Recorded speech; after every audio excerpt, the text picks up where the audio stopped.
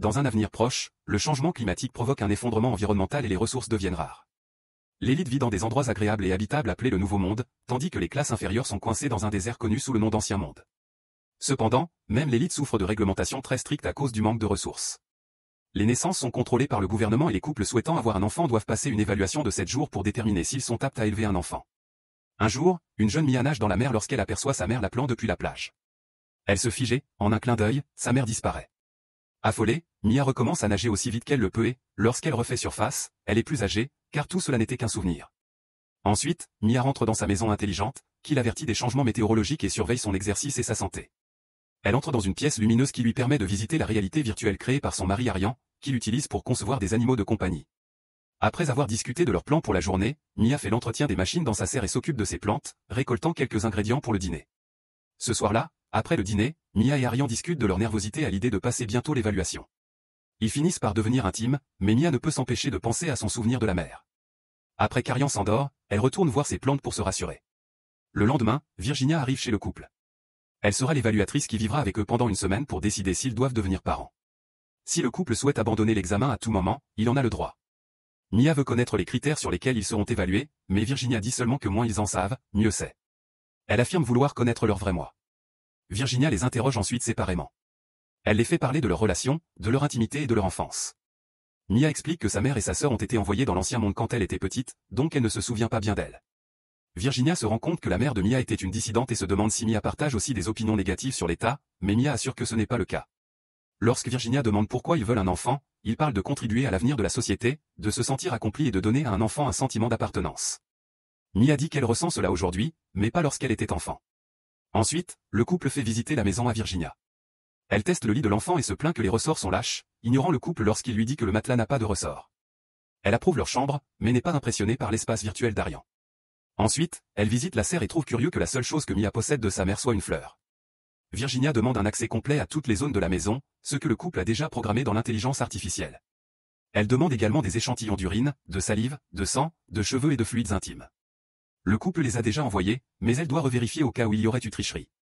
Pendant le dîner, Virginia n'est pas impressionnée par le repas rustique de Mia, préparé avec des ingrédients de la serre. Elle interroge Arian sur sa cicatrice et il explique que des militants pour les droits des animaux l'ont attaqué à cause de son invention, ce qui est absurde car ces animaux virtuels existent justement pour protéger les rares animaux réels restants dans le monde. Ces militants ont bombardé le laboratoire de recherche universitaire et Arian a dû sauter par une fenêtre pour s'échapper. Les poseurs de bombes ont été envoyés dans l'Ancien Monde comme punition, et Mia pense qu'ils ont eu ce qu'ils méritaient, ce qui pousse Virginia à se demander si la mère de Mia méritait aussi d'être envoyée là-bas. Quand le couple se couche, Arian dit à Mia que Virginia utilise le sujet de sa mère exprès pour la provoquer, alors elle devrait rester calme. Ils commencent alors à s'embrasser, mais sont horrifiés lorsqu'ils remarquent que Virginia les observe. Elle explique qu'elle doit évaluer tous les aspects de leur relation, y compris cela. Le couple se sent mal à l'aise, mais ils veulent vraiment cet enfant, alors ils n'ont pas d'autre choix que de continuer pendant qu'elle les regarde. Le lendemain matin, le couple demande à Virginia à propos de mystérieux sachets de nourriture pour bébés qui sont arrivés, mais elle ne répond à aucune de leurs questions et joue avec une cuillère à la place. Quand ils s'assoient pour le petit déjeuner, Virginia commence à agir comme une enfant, poussant son bol ou le frappant contre la table. Mia devient nerveuse et Virginia l'accuse d'élever la voix. L'atmosphère devient tendue lorsque Mia frappe la table du poing, alors Arian utilise des jeux pour nourrir Virginia. Cela fonctionne et elle commence à manger toute seule, mais elle leur lance aussi de la nourriture. Arian jure lorsqu'un peu de nourriture lui entre dans l'œil, et Virginia répète les gros mots pendant qu'il court à la salle de bain pour se rincer. Mia l'aide avec des gouttes pour les yeux et ils conviennent de poser des limites. Quand il retourne à la cuisine, la nourriture est partout sur les murs et les meubles, mais Virginia a disparu. Il commence à fouiller la maison et remarque du désordre dans chaque pièce. Le bureau virtuel d'Arian fait un bruit horrible pendant que Virginia danse. Le couple tente de lui parler, mais le bruit est plus fort que leur voix. Finalement, Arian parvient à crier stop suffisamment fort pour interrompre la musique et dit à Virginia que ce n'est pas un jouet, mais elle répond seulement que ce test est terminé. Dans la soirée, un autre paquet mystérieux arrive. À l'intérieur, il y a une maison jouée pour leur enfant, et Virginia leur dit qu'ils ont jusqu'au matin pour l'assembler. Les pièces ont des formes étranges et les instructions ne sont pas très claires, donc le couple a beaucoup de mal à la construire. Alors qu'ils pensent avoir fait des progrès, la maison s'effondre. Ils continuent à travailler dur toute la nuit et finissent par la terminer, mais il reste une pièce. Les instructions indiquent que, pour des raisons de sécurité, toutes les pièces doivent être utilisées, alors Mia court à la plage et jette la pièce restante dans la mer. Lorsque Virginia se réveille, elle l'examine de près et dit qu'ils ont bien fait. En fait, elle décide que ce sera sa chambre et demande au couple ses affaires. Plus tard, Virginia observe Arian travailler et partage l'histoire de son chien. Lorsque le gouvernement a ordonné un abattage, elle n'aimait pas l'idée que son animal bien-aimé meure avec un inconnu, alors elle l'a tué elle-même, ce qui l'a fait pleurer pendant des jours. Arian l'invite à toucher le singe qu'il a conçu, et elle est impressionnée par le réalisme de la fourrure, mais soudainement elle déclare qu'elle s'ennuie et veut jouer à un jeu. Quand Mia vient les voir, Virginia et Arian font semblant d'être des animaux sauvages qui sautent l'un sur l'autre dans la jungle. Mia trouve cela curieux car Arian a toujours dit que son dos ne s'était jamais remis du saut par la fenêtre. Le lendemain, ils vont à la plage et le couple doit s'assurer que Virginia ne va pas dans un endroit dangereux. Ils jouent à cache-cache et Mia se fâche parce qu'Arian et Virginia se trouvent toujours mutuellement, mais jamais elle. Elle remarque aussi que Virginia appelle Arian « papa ». Mia essaie de les rejoindre lorsqu'ils commencent à construire un château de sable, mais Virginia s'en va pour en construire un autre seul. Mia commence à se demander si elle est capable de faire tout cela, et Arian lui rappelle qu'elle n'est pas sa mère. À ce moment-là, il remarque que Virginia a disparu et que ses chaussures sont dans l'eau. Une vague ramène bientôt Virginia sur le sable et Mia se précipite à ses côtés pour l'aider. Virginia, grelottante, s'éloigne d'elle et Mia ne peut s'empêcher d'exploser, se demandant si c'était une erreur de l'aider et si elle aurait dû la laisser se noyer. Virginia part immédiatement et Arian réprimande Mia pour sa réaction. Sur le chemin du retour, Virginia demande à Arian de la porter. Bientôt, il commence à pleuvoir et le dos d'Arian lui fait mal, alors il doit la poser. Mia propose de la porter à sa place, mais Virginia dit qu'elle veut seulement papa. Lorsqu'ils arrivent à la maison, Virginia refuse d'entrer, alors Mia lui dit qu'elle peut continuer à la détester à l'intérieur, là où il fait chaud. Cela convainc Virginia de la suivre. Ensuite, Mia donne un bain à Virginia et elle s'amuse avec les bulles. En lui brossant les cheveux, Mia raconte que sa mère faisait cela pour elle. Mia embrasse même Virginia sur le sommet du crâne, ressentant enfin un lien. Puis une lettre arrive annonçant que le couple devra organiser un dîner ce soir, ce que Virginia confirme être un autre test. Le couple se dépêche de préparer un délicieux repas et d'enfiler ses plus beaux vêtements. Bientôt, les invités arrivent et Virginia surgit de la maison jouer en faisant semblant d'être une enfant. Pendant le dîner, Walter raconte à tout le monde que Mia était autrefois une brillante étudiante à lui, et sa femme Evie semble très agacée. Mia appelle Arian dans la cuisine pour lui expliquer qu'avant leur rencontre, elle a eu une aventure avec Walter et qu'à l'époque, elle était si jeune qu'elle ne comprenait pas qu'il avait profité d'elle. De toute évidence, Evie est au courant et la déteste pour cela. Voyant Mia trembler, Arian la réconforte et lui rappelle que ces gens ont été envoyés exprès pour les déstabiliser, alors ils ne doivent pas les laisser gagner. Quand ils retournent à table, Mia doit aider Virginia à manger et l'empêcher de s'étouffer. Bientôt, un autre invité arrive et Arian est surpris de voir sa mère, qui n'est pas ravie d'être là. Virginia continue de se comporter mal et Mia fait de son mieux pour la contenir pendant que les adultes commencent à débattre pour savoir s'il est judicieux d'avoir des enfants alors que l'humanité manque de ressources. Apparemment, des rumeurs de l'autre côté de la frontière disent que les gens guérissent et se reproduisent, donc reconstruire l'ancien monde n'est pas impossible. Alors que la conversation aborde le sujet du contrôle de la population, Virginia se met à courir et Mia la suit jusqu'à ce qu'elle s'assoie près des invités.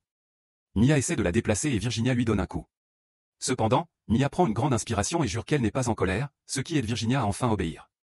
Le groupe tente de porter un joli toast, mais la mère d'Arian le gâche en révélant qu'il avait essayé d'avoir un enfant avec sa précédente partenaire, mais qu'ils avaient été refusés. Mia n'était pas au courant et se précipite dans la cuisine pour prendre une pause. Arian la suit et lui explique qu'il ne lui en a pas parlé parce qu'il ne voulait pas la bouleverser, mais lui demande d'en discuter plus tard. Lorsqu'il retourne à table, Evie commence à dire du mal de la mère de Mia et de toutes les personnes de l'ancien monde. Elle explique aussi qu'elle a 153 ans, donc elle se souvient de ce à quoi ressemblait le monde autrefois. Virginia s'assoit sur ses genoux et lui demande des détails, alors Evie raconte combien il était difficile de survivre quand l'apocalypse a eu lieu. Elle pense que diviser la société en deux mondes était nécessaire pour sauver l'humanité et que les jeunes ruineront tout en n'ayant encore plus d'enfants. Soudain, Evie se met en colère et repousse Virginia parce qu'elle a fait pipi sur ses genoux. Mia est dévastée de voir Virginia blessée au sol, et quand Evie dit que le fait d'être une mauvaise mère est héréditaire dans sa famille, Mia la gifle. Une fois les invités partis, Mia couche Virginia et sourit quand celle-ci la remercie de l'avoir défendue. Virginia la surprend alors en l'embrassant sur les lèvres et Mia se retire aussitôt. Ensuite, Mia rejoint sa chambre et se dispute avec Arian pour ne pas lui avoir dit qu'il avait essayé d'avoir un enfant avec une autre femme, sans savoir que Virginia les entend crier. Arian explique qu'il avait caché cela pour ne pas qu'elle pense qu'il n'était pas assez bien. Le couple s'excuse mutuellement et admet que tout cela est très difficile, mais au moins l'évaluatrice partira dans 2 jours. Virginia entend aussi cela. Au milieu de la nuit, Virginia entre dans leur chambre parce qu'elle a fait un cauchemar. Arian lui dit de retourner dans son lit mais Mia la laisse dormir avec eux. Le lendemain, Mia reçoit un appel de l'hôpital, sa sœur a eu une embolie et se trouve en soins intensifs. Mia se prépare à partir et Arian pense que c'est une mauvaise idée de s'absenter alors que l'évaluation est encore en cours. Lorsqu'ils en parlent à Virginia, elle dit qu'elle a le droit de partir mais que cela mettra fin au processus d'évaluation. Une dispute éclate et Mia affirme qu'il devrait y avoir une exception pour les urgences, elle fait aussi remarquer que s'occuper de sa sœur est un bon exemple à donner à un enfant. Virginia accepte de faire une exception mais Mia doit revenir avant 6 heures du matin. Ce soir-là, Arian essaie de dormir seul mais Virginia grimpe sur lui, disant qu'elle a fait un cauchemar. Ensuite, elle commence à se comporter de manière déplacée, affirmant que cela fait partie de l'évaluation et que cela restera entre eux. Arian tente de dire non mais Virginia le gifle et continue jusqu'à ce que tout soit terminé. Quand Mia revient de son voyage, elle les trouve tous les deux sur le lit et parvient à s'interposer entre eux. Le lendemain matin, Mia explique que ce n'était pas sa sœur à l'hôpital, il y a eu une confusion avec quelqu'un portant le même nom. Arian commence à se méfier de Virginia, qui appelle Mia « maman » pour la faire sourire. Ensuite, Mia demande à Arian de surveiller Virginia pendant qu'elle va nager. Virginia le dérange pendant qu'il travaille, alors il lui dit qu'ils joueront plus tard. Quand elle sort, Virginia tente d'appeler Mia mais celle-ci ne l'entend pas. Par vengeance, Virginia se rend à la serre et commence à tout détruire, y compris l'installation de gaz et les câbles électriques. Cela provoque un incendie et Virginia panique en appelant ses parents. La fumée l'affaiblit rapidement et elle ne peut presque plus bouger, sans compter que les débris tombés bloquent la porte. Mia revient lentement mais se met à courir en voyant la fumée au loin. Arian travaille et l'intelligence artificielle de la maison doit l'informer de l'urgence dans la serre. Il s'approche du bâtiment mais les souvenirs du bombardement le terrifient. Mia essaie de défoncer la porte, mais les débris l'en empêchent. Elle lance une pierre et parvient à créer un trou assez grand pour entrer. Virginia ne réagit plus, alors Mia doit tirer son corps jusqu'au trou et la pousser dehors.